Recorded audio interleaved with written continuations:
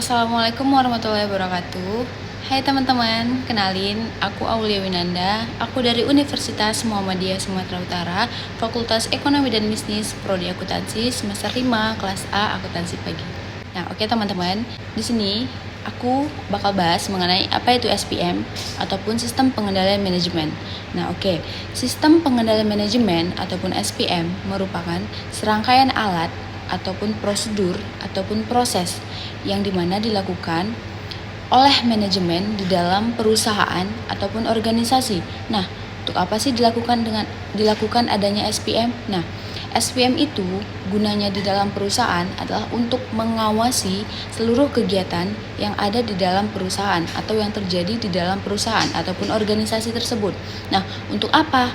Agar perusahaan ataupun organisasi tersebut bisa mencapai tujuannya secara efisien dan efektif. Nah, setelah kita mengetahui apa itu pengertian dari sistem pengendalian manajemen ataupun SPM, kita harus mengetahui bagaimana sih pentingnya mahasiswa harus mempelajari apa itu sistem pengendalian manajemen, khususnya mahasiswa akuntansi. Kenapa ya mahasiswa akuntansi penting banget belajar SPM? Nah, alasan yang pertama, mahasiswa akuntansi bukan hanya mencatat transaksi.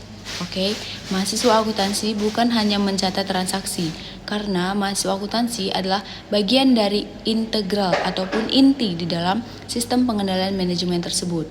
Kenapa? Yang pertama, mahasiswa akuntansi juga harus mampu mengambil keputusan. Nah, teman-teman, salah satu alasan yang membuat mahasiswa akuntansi sangat perlu dan sangat penting dalam memahami sistem pengendalian manajemen adalah dalam pengambilan keputusan. Oke, kenapa?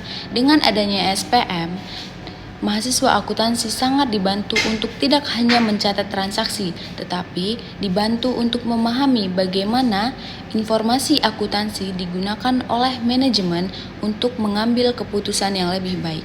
Tetapi, SPM bukan hanya sekadar untuk mengawasi segala kegiatan yang ada di perusahaan. Jadi, SPM juga mempunyai tujuan utama ya. Nah, salah satu tujuan utamanya adalah mendorong efisiensi. Nah, bagaimanakah mendorong efisiensi itu?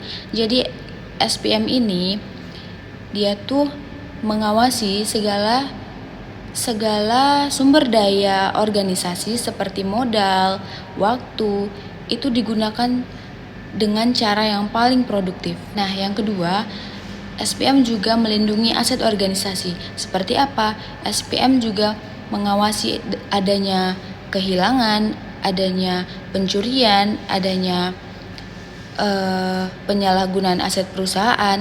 Jadi SPM juga melindungi aset organisasi tersebut ataupun aset perusahaan tersebut. Nah, yang ketiga, SPM juga memastikan efektivitas. Nah, kenapa?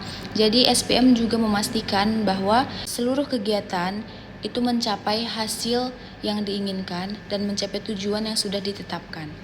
Nah, setelah kita asik membahas apa itu SPM, tujuan SPM, sekarang kita masuk ke dalam contoh penerapan SPM di dalam dunia bisnis. Contoh penerapan SPM di dunia bisnis itu apa? Nah, yang pertama adalah perencanaan dan penganggaran.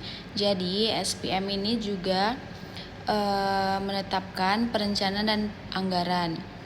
Misalnya, manajemen merencanakan atau menetapkan anggaran biaya produksi dan anggaran biaya operasional di dalam perusahaan. Nah, yang kedua, itu ada namanya pemberian kompensasi dan pemberian imbalan kepada karyawan yang sudah mencapai targetnya di dalam perusahaan. Nah, pasti kalian sudah nggak asing kan dengan kalimat pemberian imbalan ataupun kompensasi ataupun bonus gitu kan.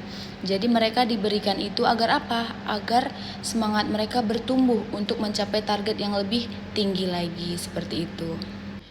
Sebelumnya saya ucapkan terima kasih banyak kepada Ibu dosen pembimbing mata kuliah Sistem Pengendalian Manajemen, Ibu Siti Aisyah Siregar SEMSI.